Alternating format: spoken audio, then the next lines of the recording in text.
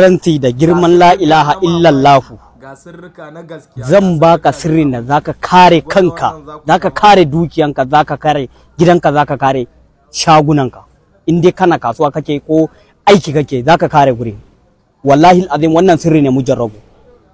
Duk wanda ya karo da wannan sirrin ya gode wa Allah. Wallahi alazim ko ruwan wuta ake yi, bala'i, masifa, kashe-kashe, dauke-dauke, wallahi alazim zaka dawo gida lafiya. Ina ƴan uwa musulmai, ina ƴan uwa musulmai wayanda gudun su ake fashe-fashe ko dauke-dauke ko kashe-kashe. Wannan sirrin dan Allah tura bidiyon nan gaba, kowane musulmi ya dauka ya aikata. Wallahi alazim wannan sirri ne mai muhimmanci. Da ka san girman wannan sirrin, na ranti da Allah zaka sha mamaki. Ka samu mutum 15 kai share, kai lakin kai wa annabi salati a comment, ka dauka ka aikata wannan sirrin.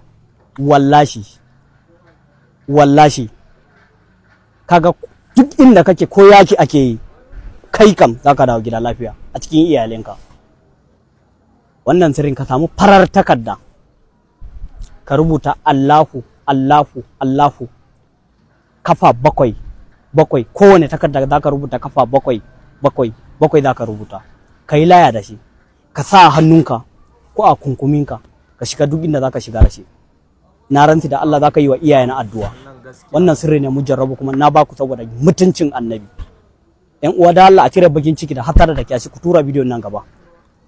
Duk wanda ya karo da wannan sirri ina hada shi da Allah da annabi, ka samu mutum 15 kai sharing, kai lakin kai wa annabi salati a comment.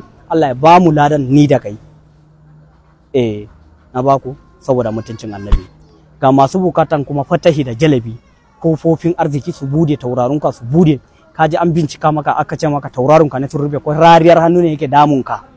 Rariyar hannu, kana neman kudi baya zama a hannunka yanda ka san wuta. Wallahi lazim rariyar hannu masifa ne. Ko jifanka ake kan mallake wannan sabulu da nake cewa farin lugujin nan, ni na rantsi da Allah ina albahari da sabulu na. Wallahi alazim ban san iya adadi ƴan uwa musulmai suka yi wanka da wannan sabulu suka fita kuncin rayuwa ba.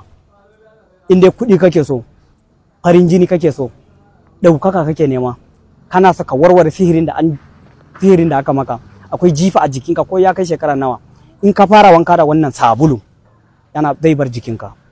Ƴan uwa duk wanda yake so ya hada wannan sabulu, ko ka hada kar ka yi amfani da shi a bandaki, ka samu guri mai sarki ka yi wanka da shi. Ka samu guri mai sarki ka yi wanka da shi. In kuma mun yi bayani yadda ake hada sabulu na cikin shafin namu, duk mai son ya dauka ya hada, babu bakin ciki, babu hasada, babu kyashi. Wallahi azim idan dabaran ka ne kawai ka je ka mallaki wannan sabulun, ka je ka hada, zaka yi wa iyayena addu'a. Ga ƴan uwa wanda ba za su iya yin rubutu ba, ko kuma ba za su iya yin inda suke babu tawada, muna da hadade wanda ba za su iya hadawa ba. ƴan uwa, akwai nambobin mu akan profile, zaka iya kira mu, zaka iya mana magana ta WhatsApp. Insha Allah duk inda kake fadin duniya za a turo maka da yardan Allah insha Allah.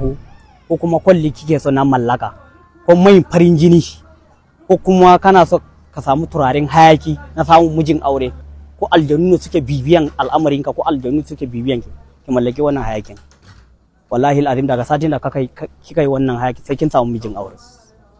Idan duk abin da kake so dai akwai nambobin wakilin mu akan profile din, zaka iya kira, zaka iya mana magana ta WhatsApp insha Allah, ko kuma ka kira manajan namu 070 73 41 44 44 insha Allah. Duk inda kake sakon ka za a tura maka. Allah ya kara wa annabi daraja.